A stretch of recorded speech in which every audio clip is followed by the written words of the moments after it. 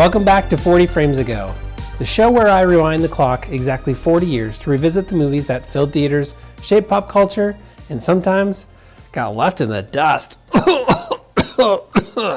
Hey everyone, I'm Jim, and welcome to 40 Frames Ago. Last week we kicked things off with Head Office, and now we're rolling into week 2 with something a little bit flashier, a high-octane thriller called Black Moon Rising. Here's the deal.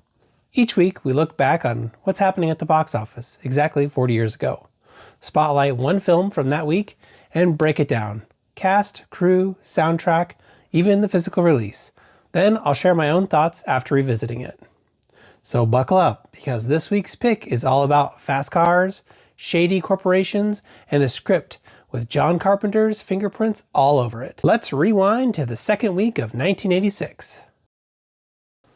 Hey, we're back in 1986 again.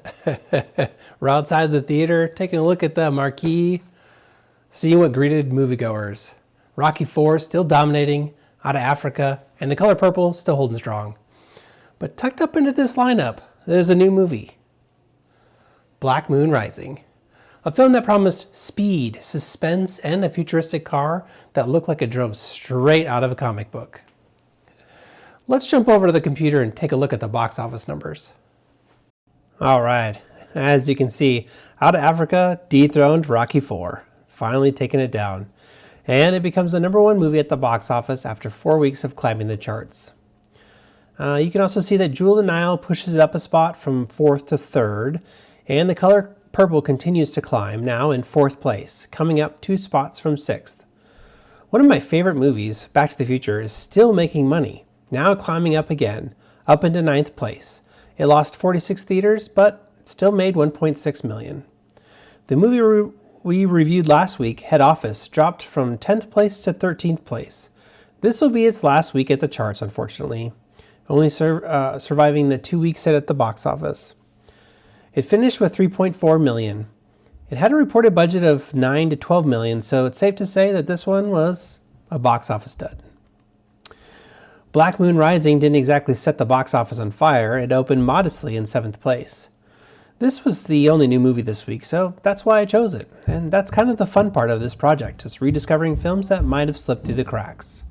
So let's get into more details about Black Moon Rising, shall we? Let's go take a look at the poster. Alright, I like starting out with the movie poster, especially during this time frame. I mean, the only way you could find out about a movie is watching a trailer or seeing a poster. And this is a perfect example of don't judge a book by its cover, because this movie is nothing like the poster. The poster was done by Stephen Chorney, and he's created hundreds of posters. His latest one was Quentin Tarantino's Once Upon a Time in Hollywood. For me, when I look at the poster, I mean, it just looks super sci-fi. I thought I was watching a sci-fi movie. I thought it was going to be a sci-fi action movie in space. And the movie is nothing like that. But it's got this futuristic highway looking system down here at night, and these big buildings coming out of the ground that have this digital look to them. And then you've got the cars flying out of it. It looks like it's a space car. I really like the poster. I think it's actually pretty cool. The middle poster, this is what they used for the DVD release. You can see they ditched almost all the futuristic stuff, and even the car. It's gone. So it looks like they were just trying to use star power to promote the DVD. It's got a black moon rising in the foreground here, or in the background, and it's got these helicopters and a large explosion happening, and unfortunately none of that is in the movie. The best part, in my opinion, actually, on the poster is Tommy Lee Jones' unibrow. That's great. And then the very last one, that's the poster they used for foreign market release. I think it's kind of a cool poster as well. It's definitely futuristic. I mean, it looks like you're going to be watching a flying car movie. It's got boosters or some sort of rocket ship boosters happening in the back there. Looks great. Looks like it's about to go into space. All right, let's go take a look at the cast a little bit more on this film. You know what really gives Black Moon Rising its punch? The cast. Tommy Lee Jones is front and center here, and by the mid-80s, he's already carving out that tough, no-nonsense persona that we all recognize. Born in San Saba, Texas, he went from Harvard, or actually roomed with Al Gore, to the stage in New York before breaking into film. By the time he landed Black Moon Rising, he'd already built a reputation for intensity. But this was before The Fugitive made him an Oscar winner, and before Men in Black turned him into a household name. So watching him here feels like catching Jones in that transitional phase. Gritty, commanding, but not yet that iconic figure that he'd become. And yes, Tommy Lee Jones looked old even back then. And then there's Linda Hamilton. She was fresh off The Terminator, where she defined herself as Sarah Connor, the ultimate survivor. In Black Moon Rising, she's still in that early career stretch, balancing between genre films like Children of Corn and King Kong Lives, and the TV series Beauty and the Beast that would soon make her a familiar face. What's cool is that you can actually see the toughness that would later explode into Terminator 2, Judgment Day. Together, Jones and Hamilton give Black Moon Rising its fascinating energy. He's the seasoned Texan with gravitas, and she's the rising star with grit. It's a snapshot of two careers at very different points. Jones on the verge of becoming Hollywood's go-to authority figure, Hamilton just beginning her run as one of the most iconic female action stars of all time. Now that we've spotlighted the cast, let's go take a look at the crew. You know what's wild about Black Moon Rising? It's actually tied to John Carpenter in a pretty cool way. He didn't direct the movie, but Carpenter wrote the original story. And when you look at his career, that makes perfect sense.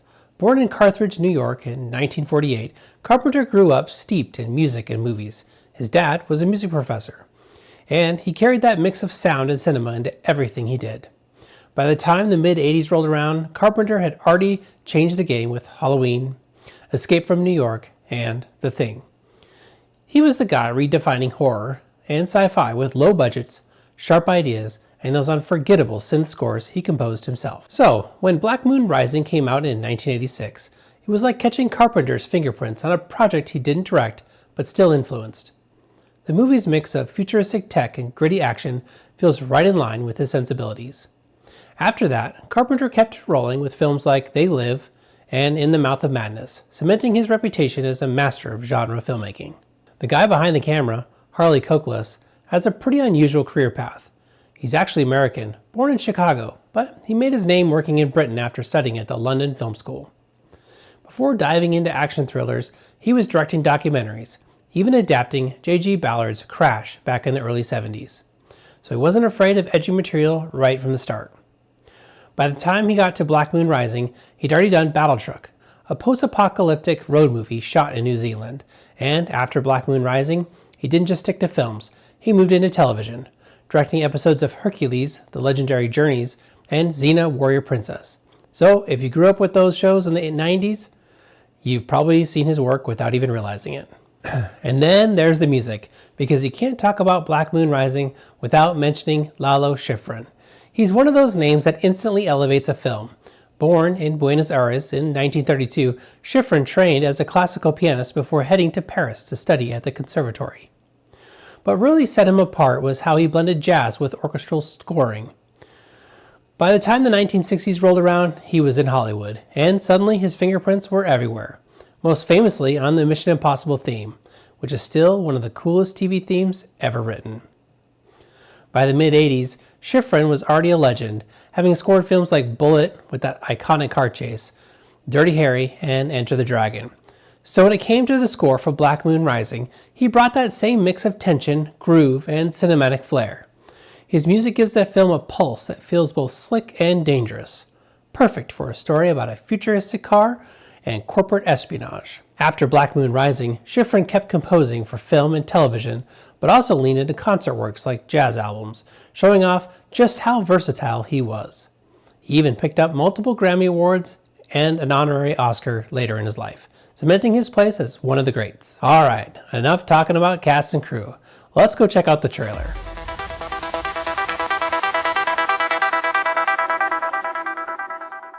Alright, here we go. Pretty excited about this, actually.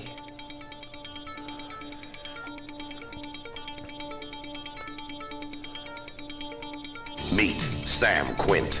When the government has a job they can't handle, they get him. Nice. You are a thief. Hey, that's Bubba Smith. His specialty is getting Lasers. What makes you think I'd help you? You have an honest face. getting out. You got no help, no nothing. You got 3 days. Ooh, And 3 getting days. away with it. Nice. What exactly do you expect me to do for you? Where's the car? Not a thing. You know this man? No. But this time the Oh, rules there's are the car. I'm gonna take all the heat that comes down on my head. I'm gonna transfer it to your body. Nice. The stakes are higher. Ooh, there's more car. I only wish I had. Because stealing from Sam Quint is the biggest mistake you can make. Now he's going in. Listen to that music in the background. It's awesome. After her. After them. Oh man, listen to those Foley sounds. They don't do those punches anymore like these two. Game is over. I wish there were a couple of ways we could do this. There's only one way. Tommy Lee Jones. Linda Hamilton. Bubba Smith. Robert Vaughn. From Nice. the mind of John Carpenter. Black Moon. Man, I'm pretty Rising. pumped. I mean, I like that trailer. That was pretty good. Nice. Let's go grab the DVD and check out the features. All right, let's take a look at the DVD.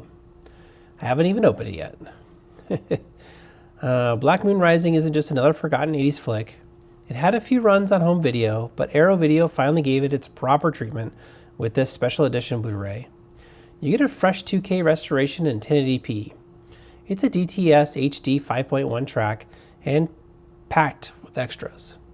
There's commentaries, interviews, and a chat with the composer Lalo Schifrin. There's a Carpenter screenwriting essay, behind-the-scenes documentaries, and alternative Hong Kong cuts, plus a trailer and radio spots. The disc comes with a reversible artwork packaging, so you can pick which side suits you the best. It has the original poster and then a newly commissioned one by Arrow Video. Now I wanted this Arrow release, so I did have to buy it on Amazon. Just a heads up, it is a Region 2 disc, which means it only works on certain Blu-ray players that can handle multi-region playback. Luckily, my Panasonic UB820 supports it, so I was able to enjoy it without any issues. If you're interested in picking up a copy of Black Moon Rising or a multi-region 4K player, I dropped a link in the description below. All right, let's head over to the movie room and give Black Moon Rising a watch.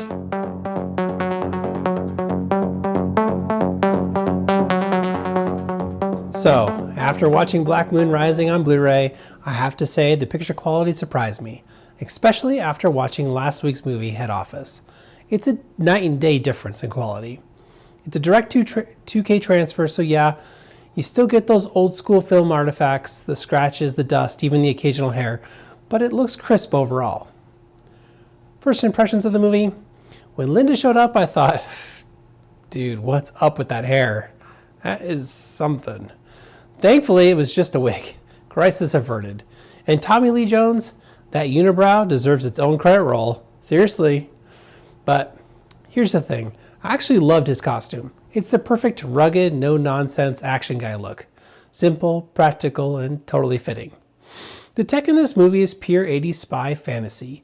Lasers, C4, secret doors, Uzis, tranq darts. I love it. But it does make you wonder, would this movie even work if it was remade or released today? The pacing feels slow by modern standards, and honestly, I just wanted way more screen time for that futuristic car. It's in the title of the movie after all. And the villain, kind of a letdown. He's underdeveloped and oddly obsessed with Linda's recruitment video, or whatever the heck that was supposed to be. The writing overall felt a little bit lax. Characters met for the first time, but act like old friends. It's got this weird dynamic. And the score? Oh man. Sexy saxophone means crime jazz. It's unintentionally hilarious, but charming in its own way. Despite all that, I wasn't bored. It's a decent watch, especially if you're into that gritty 80 vibe. I can see why this movie has a cult following. The movie was only at the theater for 2 weeks, It opened domestically with about $2.78 million and eventually grossed around $6.6 million.